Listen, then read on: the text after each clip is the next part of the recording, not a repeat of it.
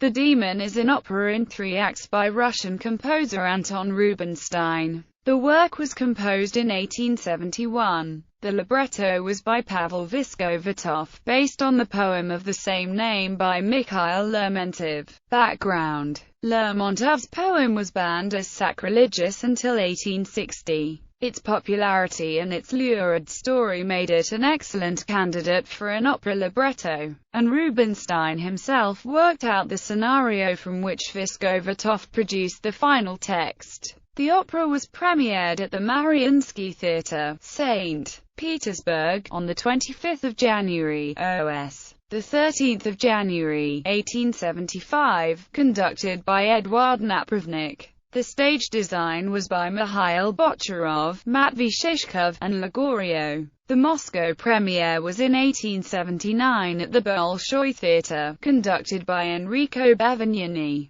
The opera was published by V. Bessel & Co., St. Petersburg, in 1876. A further edition was in 1968 by Muzgiz, Moscow. Critical reception: Rubinstein invited several musicians of the group known as the Five, including Akut Sarsway, Modest Mussorgsky and Nikolai Rimsky-Korsakov, as well as the critic Vladimir Stasov, to a private hearing of the opera in September 1871, where the guests did not regard the work favorably. However, melodic motifs from The Demon inspired comparable motifs in Mussorgsky's Korvenshchina and Tchaikovsky's Eugene Onegin. The opera received 100 performances in the first decade following its premiere. Its first performance in Paris was in May 1911, where the critics considered the opera to be old-fashioned. Whilst it is still quite frequently performed in Russia, the opera has become a rarity in the West. Roles. Synopsis.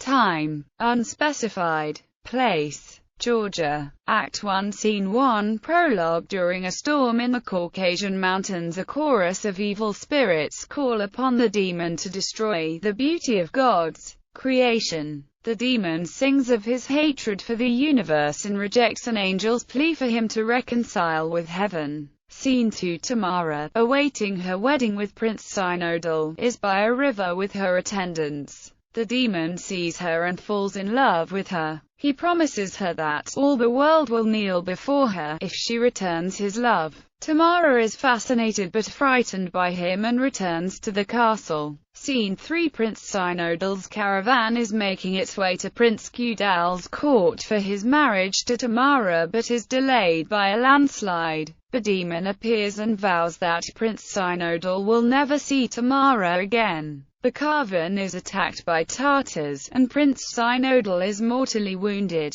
Before he dies, he tells his servant to bring his body to Tamara. Act 2, Scene 4. The festivities for the wedding have already begun. A messenger announces that Prince Synodal's caravan has been delayed. Tamara senses the presence of the demon and is fearful. When Prince Synodal's body is brought into the castle, Tamara is overcome by grief, but to her horror, keeps hearing the supernatural voice of the demon and his promises. She begs her father to let her enter a convent. Act 3, Scene 5. The demon intends to enter the convent where Tamara is now living, believing that his love for her has opened his spirit to goodness. An angel tries in vain to stop him. Scene 6. Tamara prays in her convent cell but is constantly troubled by thoughts of the demon, who appears to her in her dreams. The demon now appears in reality, declares his love for her and begs her to love him in return. Tamara tries to resist her attraction to him but fails. The demon kisses her in triumph. The angel suddenly appears and shows her the ghost of Prince Synodal. In horror, Tamara struggles out of the demon's arms and falls dead. Epilogue and apotheosis. The angel proclaims that Tamara has been redeemed by her suffering, while the demon is damned to eternal solitude. The demon curses his fate. In the final apotheosis, Tamara's soul is carried to heaven accompanied by angels.